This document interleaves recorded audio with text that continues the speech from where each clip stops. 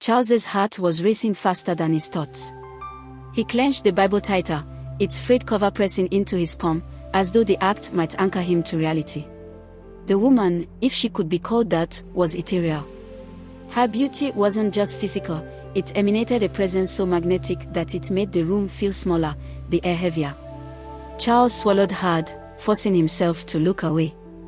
"Good evening," he managed to say, his voice steady despite the storm in his chest.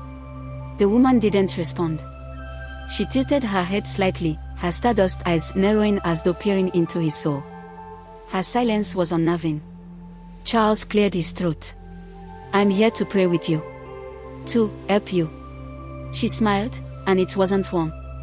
It was the kind of smile that spoke of secrets he wasn't ready to uncover. Her voice, when it came, was low and velvety, each word deliberate. "Help me," she asked, taking a slow step toward him. "Do you even know what you're helping with, Pastor?" Charles flinched at the title again but chose to ignore it. Your family says you're troubled. That there's a spirit tormenting you. I'm here to help set you free." Her laughter was soft but sharp, cutting through the tension like a blade. "You think you can set me free? That's bold, Charles." His stomach dropped. "How do you know my name?" She smiled again, circling him slowly, her gaze never breaking. "Oh, I know more than your name. I know the doubts that plague you. The nights you've questioned your faith. The times you've thought about walking away from it all."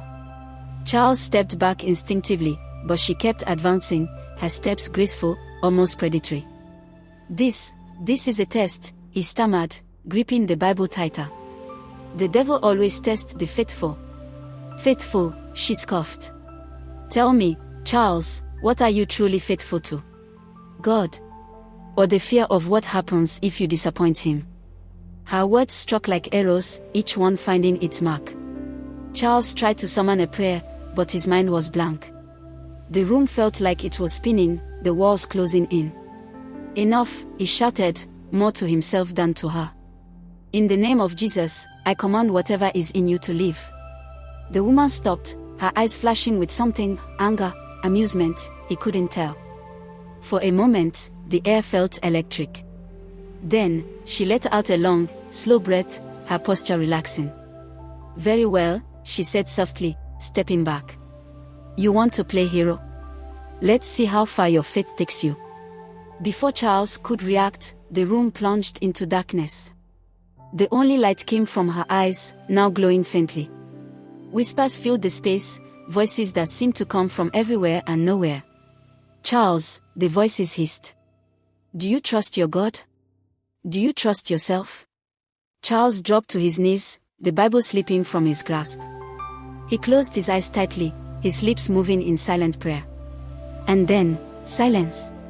When he opened his eyes, the room was as it had been before. The woman was standing by the window again, her back to him. For a moment, he wondered if it had all been in his head. But then she spoke, her voice soft.